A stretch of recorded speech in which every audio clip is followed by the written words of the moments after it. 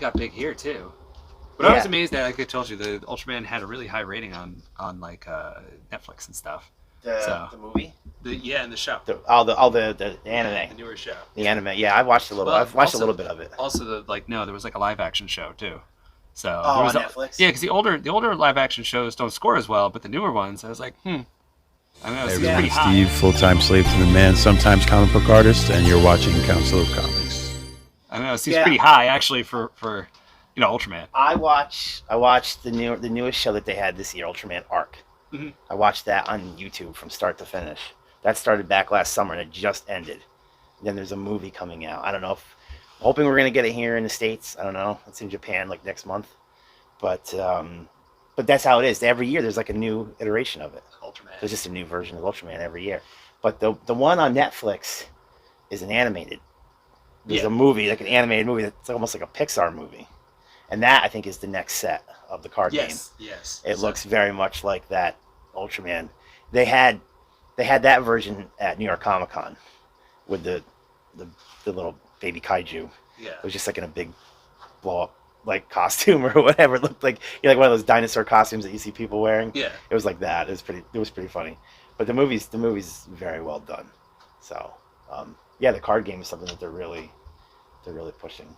But it seems successful. I don't know. It's wild because like it seems like every year because this is how big it is over there, right? Like they do all these like live stage shows. Like you remember how like they used to? Well, they still do that. Like Disney does like Disney on Ice with all the characters. But that's what they do like with Ultraman. Like they had like, and it's just like I've seen footage of it. It's just like they just dress up in costumes, and it's just these guys dressed up like Ultraman beating the crap out of like guys dressed up in monster costumes. And like, but there's like a whole story. It's like a live show. It's pretty wild. We're gonna start doing that for the Council of Comics. Yeah. we're just gonna get our costumes, giant sentai suits. Yeah. I love it, man. I'll tell you what. Even still with Ultraman now, that's how they still film those shows. I mean, there's some that they do a lot of heavy CG, but for the most part, it's just like what they did in the '60s, which is like, guy in a rubber suit walking through his set, and there's toy cars, and he's just stepping on fireworks going up fireworks. Around, They still make it like that. It's just that then the laser beams are like CG'd in or whatever, but then all that other stuff is still practical. They're still making sure. Oh, dude, like the original Ultraman in the '60s, he's doing like wrestling moves. He's like he's like arm dragging this guy, and he's like it's hip like, tossing people. Yeah, hip toss and like a snapmare and all these things. Or he suplexed this one monster. It's crazy, but that's how it's all influenced by that.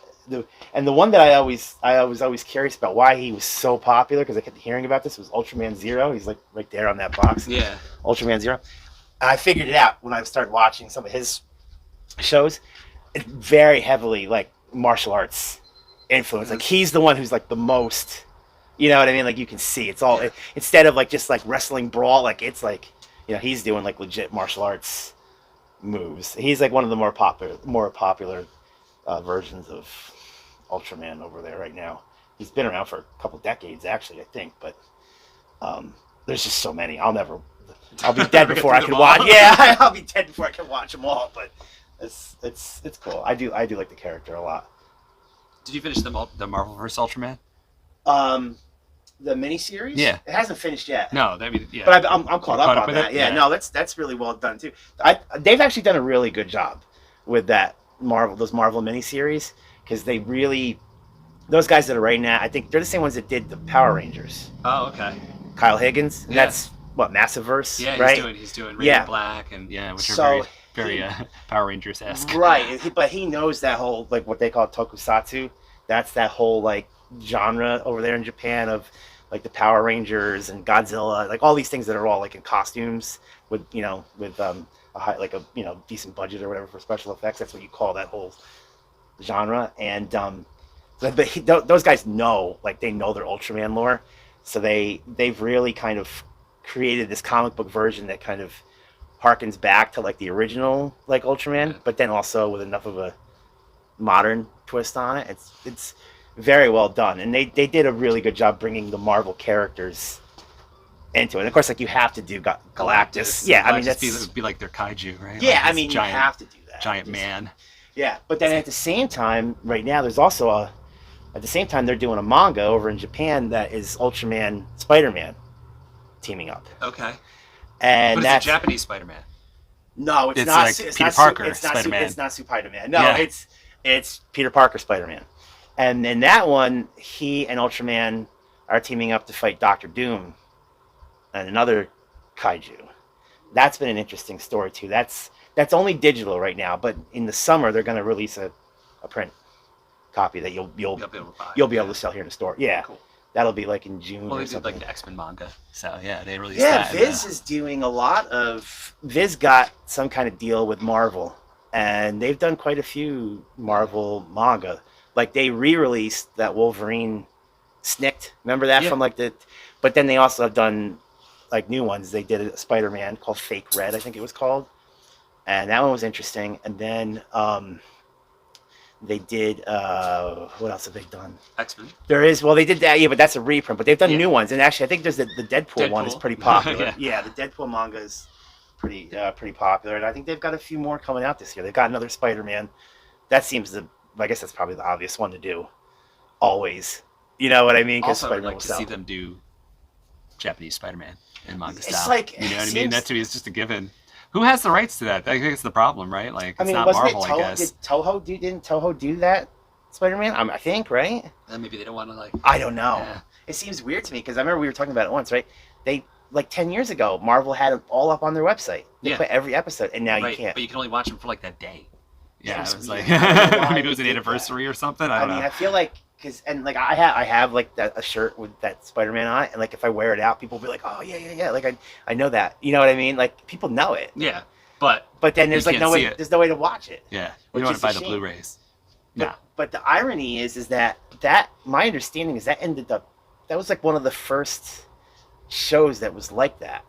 Like as in, that was like a precursor. That gave us Power Rangers and everything. Super Sentai. Yeah, the Super Sentai series starts with Spider-Man. It's kind of funny, but like, they took Spider-Man, who is a teenager, has problems, whatever, and turned it into he's from hell, and he got bit by some alien spider, and he fights aliens and stuff. And he's got the giant robot. He's got and the gadgets. Leopardon or something like that. Yeah, the giant robot, and. Yeah, it's the whole like style of Power Rangers, pretty much. They fight putties. There's basically putties that he fights. They go away when he hits them. So and the rights can't be that tied up because Marvel uses it all the time. Yes, in their comic books though. Yeah, but that's the thing is they haven't done anything live action with them. Yeah, and I don't even think they're in that in particular Spider-Man is not in the multiverse movie, the cartoon, right? Spider-Verse. I don't think he is. I don't know. They have different versions. They have other Japanese Spider-Man, and they have Penny Parker. Yeah, like Penny with the giant robot and stuff. But I don't think they have him. I could be wrong. He is in the comic book. The comics, though. Yeah. That was like a big selling point of that original crossover. Yeah, was that he was there? He's actually in it. Yeah, he has like a big part in it. Yeah, like in that original run. But yeah, no, you're right. I think they've never used him. So maybe that's what it is. Maybe there's some sort of freeze on using him in. It's not live action, but some kind of TV or movie rights or whatever. Versus, well, you can use them in a comic. I mean, I guess that's possible. I mean, who knows how these things get so complicated. Yeah, I don't know. With rights or whatever. It's hard to say. I can feel the energy flow. So intense how the energy glow. When my energy low, that's when my enemies show. I let my enemies know. Take my enemy's soul and burn my enemy's gold. Yeah, intent's amazing. Spider-Man villain, Clark Kent, Bruce Wayne, all the same villains. Jokers, goblins, Luther's the president. Catwoman, let the venom in. I'm dealing with these penguins that want me to kneel before Zod. It's a job for Castle. Through roads like a war machine to find Destro's castle. Xavier schools filled with fools, teaching young mutants how to misuse the powers with which we all fuse. America's frozen in ice. Wonder Woman's disappeared into the night. So Wonder Girl wanders through the years, wondering why no one can explain the tears. Causing havoc, seduced by Madeline, lost in limbo with magic. Black is like the brightest day. Where are the heroes?